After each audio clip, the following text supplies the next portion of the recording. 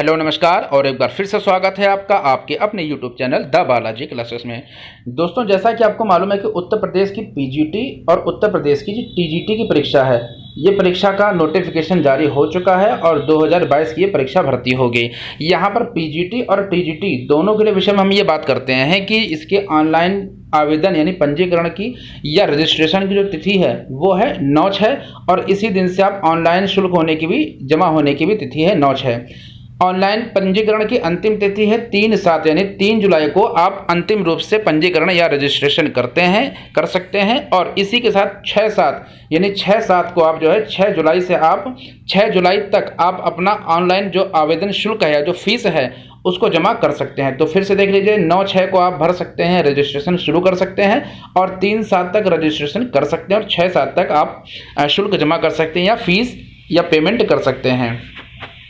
यहाँ पर हम देख सकते हैं शुल्क कितना देना है, तो सभी श्रेणी के विषय में यहाँ पर दिया हुआ है। जैसे कि सामान्य श्रेणी है उसको देने हैं टोटल 750 रुपये, EWS की श्रेणी के लिए देने हैं 650 रुपये,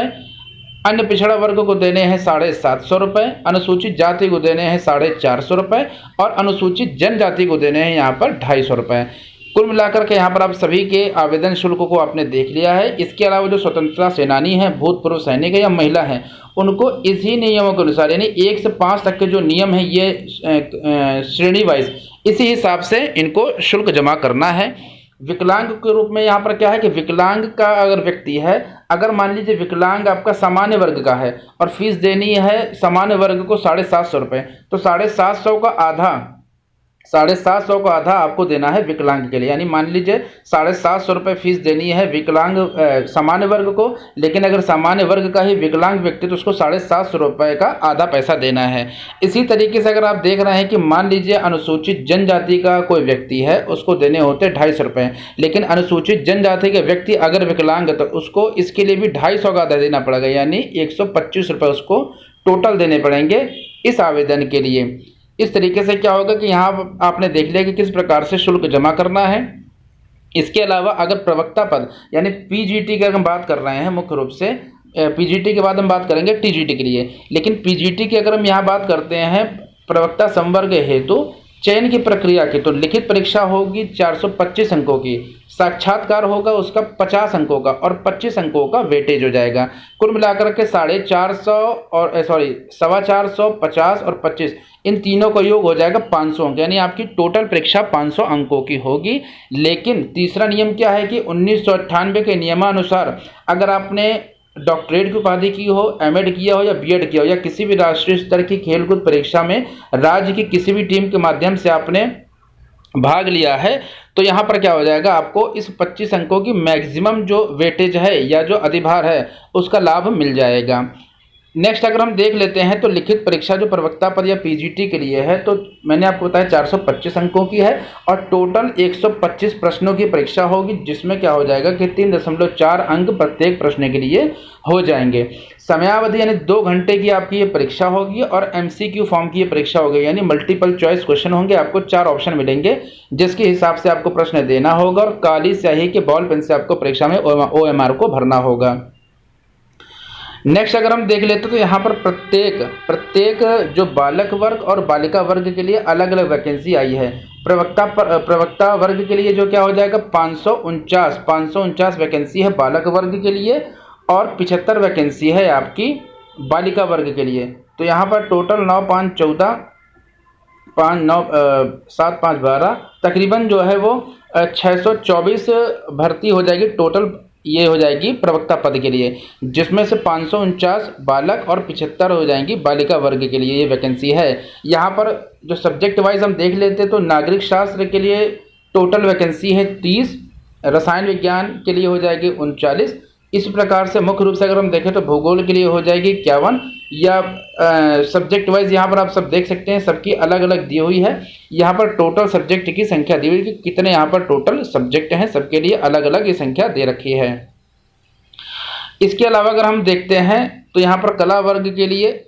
के लिए ये जो कि बालक वर्ग की बात कर रहा हूँ, तो कला में हो जाएंगे 2 और 6 टोटल वैकेंसी हो जाएगी। कला वर्ग के विद्यार्थियों के लिए 8, कैटेगरी वाइज यहाँ पर ओबीसी के लिए 6 हो जाएगी, जनरल के लिए 2 हो जाएगी, SC और ST के लिए यहाँ पर आप देख रहे हैं 0 होगी। वाणिज्य के लिए आप देख सकते हैं कि 2 वैकेंसी हो जाए, 9 वैकेंसी जनरल के लिए, 4 वैकेंसी ओबीसी के लिए, 1 वैकेंसी हो जाएगी एससी के लिए, कुल मिलाकर के 14 वैकेंसी हो जाएगी वाणिज्य या कॉमर्स वालों के लिए। अगर बालिका वर्ग की बात करते तो इसी प्रकार से सभी सब्जेक्ट वाइज यहाँ पर बालिका वर्ग के विषय में जानकारी दी हुई है कि कुल किसके कितने पद हैं, और जनरल, ओबीसी, एससी, एसटी इस कैटेगरी के हिसाब से भी यहाँ पर आप देख सकते हैं वैकेंसी दी हुई है। इसके अलावा अगर हम देखते हैं तो यहाँ पर अगर इनकी अर्हता के बारे में बात करते हैं, यानी योग्यता के बारे में बात करते हैं, तो हिंदी के विद्यार्थी जो कि हिंदी के प्रवक्ता बनना चाहते हैं तो इन्हें एमए करना, ये इनके लिए एमए आवश्यक है, यानी एमए किया हो हिंदी से और संस्कृत से बीए किया हो। इसके अलावा अगर संस्कृत से आपने बीए नहीं किया है तो आपने शास्त्री की परीक्षा जो कि राजकीय संस्कृत कॉलेज वाराणसी, जिसे अब कहते हैं संपूर्णानंद विश्वविद्यालय वाराणसी से आपने शास्त्री की परीक्षा पास की हो। इसके अलावा क्या हो गया, हिंदी में आपने एमए के साथ साथ संस्कृत विषयों में भी स्नातकोत्तर की परीक्षा अगर उत्तीर्ण की है तो योग्यताधारी को इंटर कक्षा में प्रवक्ता पद पर सीधे नियुक्ति अथवा प्रवक्ता पद पर पदोन्नति हेतु बीए में संस्कृत विषय की अनिवार्यता से मुक्ति रहेगी। तो इस प्रकार से आपने समझ लिया कि अगर आपने हिंदी में एमए किया और संस्कृत में भी एमए किया हुआ है तो आप इस प्रकार की परीक्षा में संस्कृत से बीए, जो संस्कृत की बीए में संस्कृत की आपकी अनिवार्यता खत्म हो जाती है। गणित विषय के लिए अगर हम देखते हैं तो एमए किया हो या एमएससी किया हो गणित में, इसके अलावा अगर गणित में आपने 3 वर्षीय बीए किया हो, यानी 3 वर्षीय पाठ्यक्रम के साथ में, यानी बीएससी के साथ में बीए ऑनर्स किया हो, तो इस प्रकार से आप क्या कर सकते हैं, या बीएससी ऑनर्स किया हो, बीए ऑनर्स किया हो या बीएससी ऑनर्स किया हो तो आप गणित के लिए योग्यता रखते हैं। गृह विज्ञान के लिए, गृह विज्ञान में आपने एमएससी किया हो या होम इकोनॉमिक्स या गृह अर्थशास्त्र से आपने किया हो या होम आर्ट से आपने एमए किया हो तो आप इस परीक्षा के लिए योग्य हैं। इसके अलावा अगर आप यहाँ पर देख सकते हैं कि गृह विज्ञान में देख सकते हैं कि यहाँ पर एक टिप्पणी दी हुई है कि भारत में विधि द्वारा स्थापित किसी भी मान्यता प्राप्त विश्वविद्यालय से स्नातकोत्तर की उपाधि जो शासनादेश के अनुसार आपने प्राप्त की हो। नेक्स्ट अगर हम देख ले तो अंग्रेजी में क्या हो जाएगा, अंग्रेजी के लिए यहाँ पर हो जाएगा कि नियमानुसार उत्तर प्रदेश अथवा किसी मान्यता प्राप्त विश्वविद्यालय से आपने अंग्रेजी में एमए किया हो यानी स्नातकोत्तर की उपाधि प्राप्त की हो, या किसी भी ट्रेनिंग कॉलेज से एलटी डिप्लोमा या किसी मान्यता प्राप्त विश्वविद्यालय से एजुकेशन में डिग्री या डिप्लोमा रखने की ये डिप्लोमा रखने वाले हैं उनको प्राथमिकता दी जाएगी। इसके अलावा अगर हम यहाँ पर देखते हैं कला वर्ग के लिए, तो कला वर्ग के लिए यहाँ पर क्या है, कला वर्ग के लिए यह है कि इंटर परीक्षा सहित राजकीय कला और शिल्प विद्यालय लखनऊ का आर्ट मास्टर ट्रेनिंग सर्टिफिकेट जो पहले से ड्राइंग ट्रेनिंग सर्टिफिकेट कहलाता है ये होना चाहिए आपके पास, या प्राविधिक कला के साथ इंटरमीडिएट परीक्षा पास की हो। निम्नलिखित में से कोई एक परीक्षा, जैसे ड्राइंग अथवा पेंटिंग के साथ आपने बीए किया हो, कला भवन शांति निकेतन फाइन आर्ट्स से आपने डिप्लोमा किया हो, कलकत्ता की फाइनल ड्राइंग टीचरशिप की परीक्षा पास की हो, या लाहौर के मेयो ऑफ आर्ट्स की टीचर सीनियर सर्टिफिकेट की परीक्षा आपने पास कर ली हो, तो ये हो जाएगी कला की योग्यता। वरीय मान यहाँ पर क्या दिया हुआ है कि उपर्युक्त 2 के अंतर्गत इंटरमीडिएट परीक्षा उत्तीर्ण होना सबके लिए आवश्यक है, परंतु यदि उस परीक्षा में प्राविधिक कला के लिए जाने का प्रमाण उपलब्ध ना हो तो उसके स्थान पर उस स्तर की प्राविधिक कला के ज्ञान का प्रमाण स्वीकार किया जाएगा। यानी अगर आपने जो कि सामान्य कोई डिग्री है उसको वो भी मान्य हो जाएगी। बालिकाओं की संस्थाओं के अध्यापकों को प्राविधिक कला की योग्यता में छूट जाएगी। नहीं, बालिका का मेन चीज़ है कि बालिका के संस्थान के लिए जो भी मान लीजिए कोई गर्ल्स कॉलेज है, गर्ल्स स्कूल है, तो वहाँ पर पुरुष वर्ग का जो कोई टीचर है उसको वहाँ पर भर्ती नहीं दी जाएगी, लेकिन अगर वो पुरुष वर्ग कला वर्ग के लिए है तो उसको बालिका विद्यालय में प्रवेश या नियुक्ति उसकी हो जाएगी। नेक्स्ट देख लेते हैं संस्कृत के लिए क्या दे सकते हैं, एमए किया हो या राजकीय संस्कृत कॉलेज वाराणसी, जिसे कि मैंने बताया आपको संपूर्णानंद संस्कृत विश्वविद्यालय कहा जाता है, यहाँ से आचार्य का प्रशिक्षण या शास्त्री का प्रशिक्षण प्राप्त किया हो। वाणिज्य के लिए या कॉमर्स के लिए क्या है, एमकॉम किया हो, और अतिरिक्त जो अधिभार या जो अन्य योग्यता है वो बीएड हो, एमएड हो, पीएचडी किया हो, किसी राष्ट्रीय स्तर की खेलकूद परीक्षा में राज्य स्तर की किसी टीम के माध्यम से भाग लिया हो तो इसको 25 नंबर का वेटेज मिलता है। यहाँ पर अन्य विधियों जैसे कृषि दिया हुआ है, एग्रीकल्चर के लिए तो एमएससी किया हो कृषि से, अर्थशास्त्र के लिए तो एमए किया हो अर्थशास्त्र से या एमकॉम किया हो अर्थशास्त्र से, या इसके साथ ही बीकॉम का प्रशिक्षण होना चाहिए।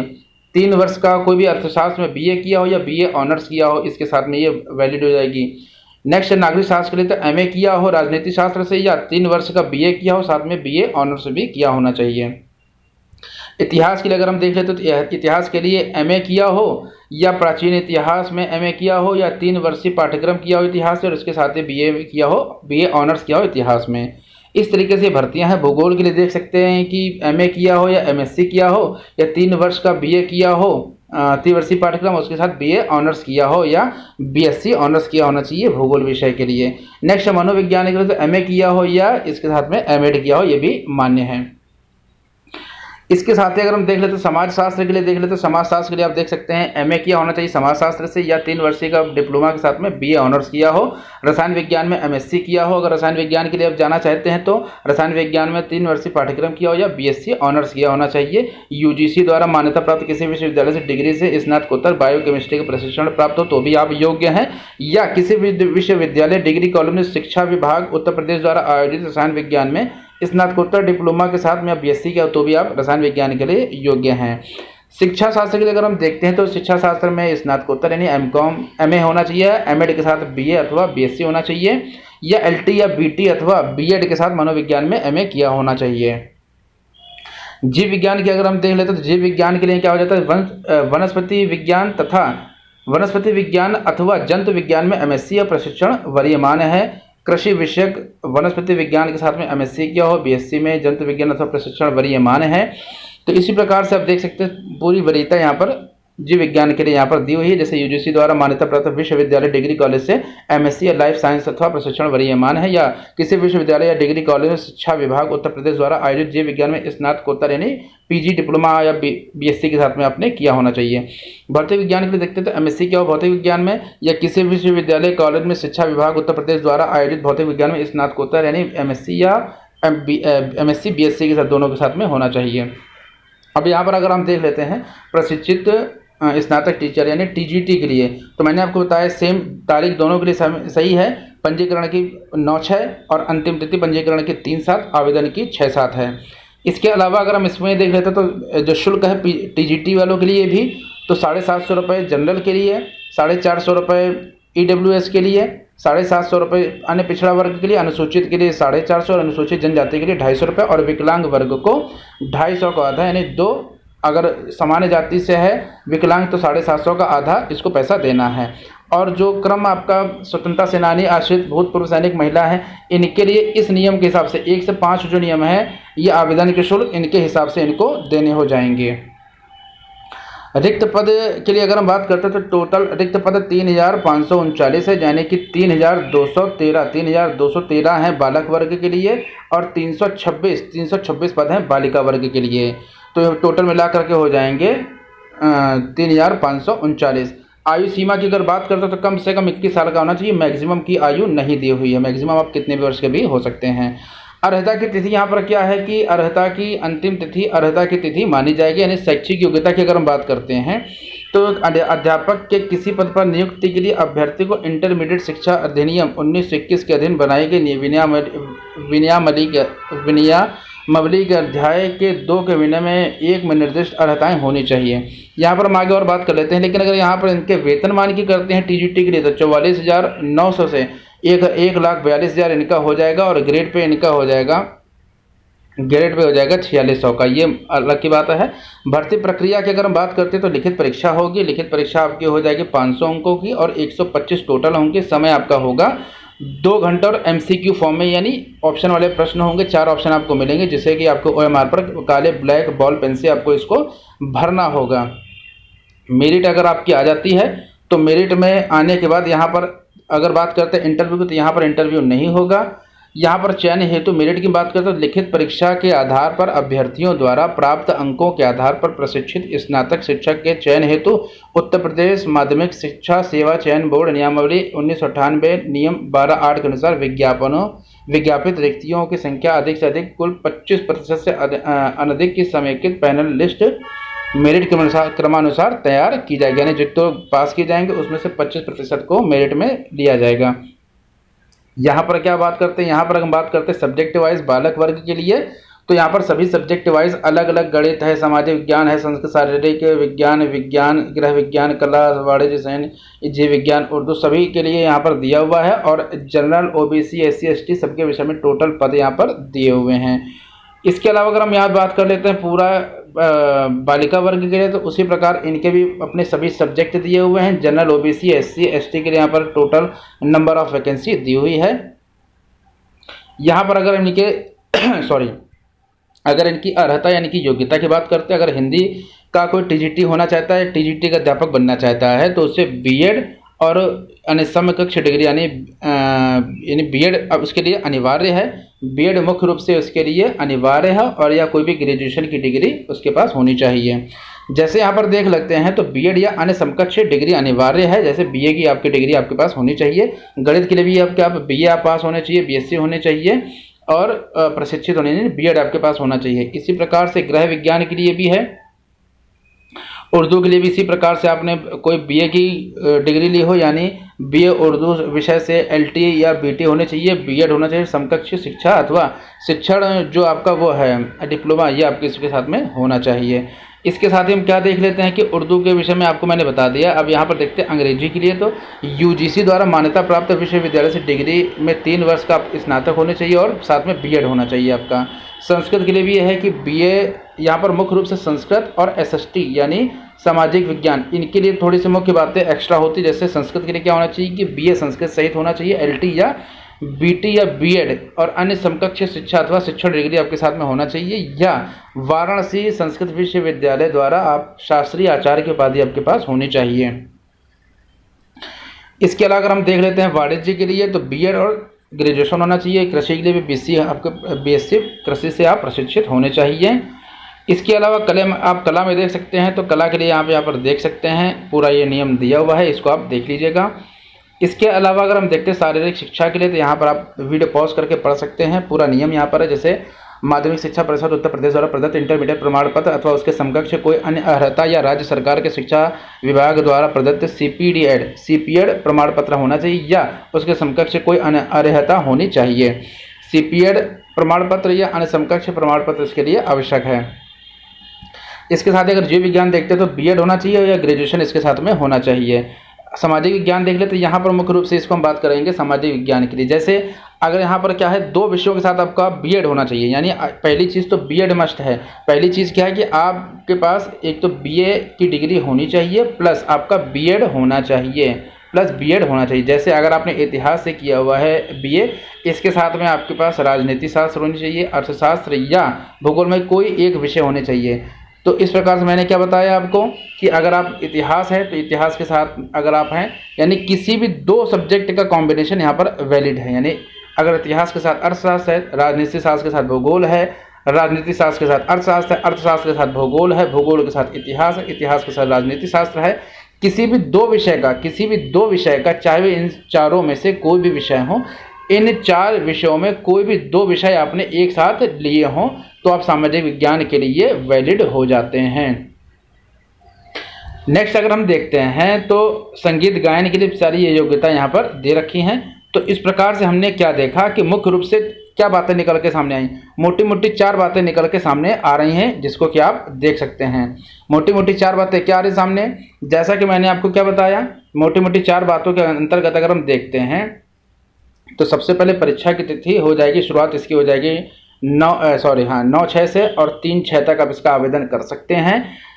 पीजीटी के लिए आपके पास क्या होना चाहिए, पीजीटी के पास अपने के पास पीजी यानी पोस्ट ग्रेजुएशन की डिग्री होनी चाहिए, या प्लस बात आप अगर बीएड साथ में तो आपको उसका लाभ मिलेगा वेटेज के रूप में। टीजीटी के लिए आप क्या देख सकते हैं, टीजीटी के लिए आप देख सकते हैं कि आपके पास बीए या बीएससी की डिग्री होनी चाहिए प्लस बीएड इसके लिए मस्ट किया गया है,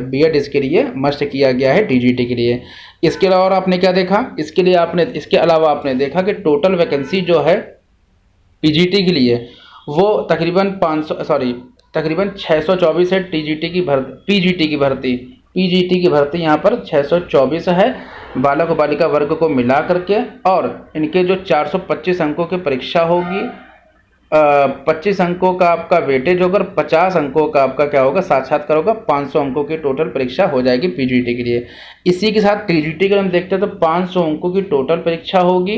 500 के अंकों की टोटल परीक्षा होगी। 500 अंकों की टोटल परीक्षा में 125 अंक आपके होंगे, सॉरी 125 क्वेश्चन होंगे आपके पास, 125 क्वेश्चन होंगे, यानी 500 अंकों की टोटल परीक्षा हो जाएगी। नेगेटिव मार्किंग नहीं है, साक्षात्कार टीजीटी में नहीं है। लेकिन पीजीटी की बात करते हैं तो पीजीटी में क्या हो जाएगा, पीजीटी में साक्षात्कार यानी इंटरव्यू होगा और नेगेटिव मार्किंग इसमें भी नहीं है। तो इस प्रकार से मुख्य रूप से सभी बातें हमने इस भर्ती परीक्षा से संबंधित की है।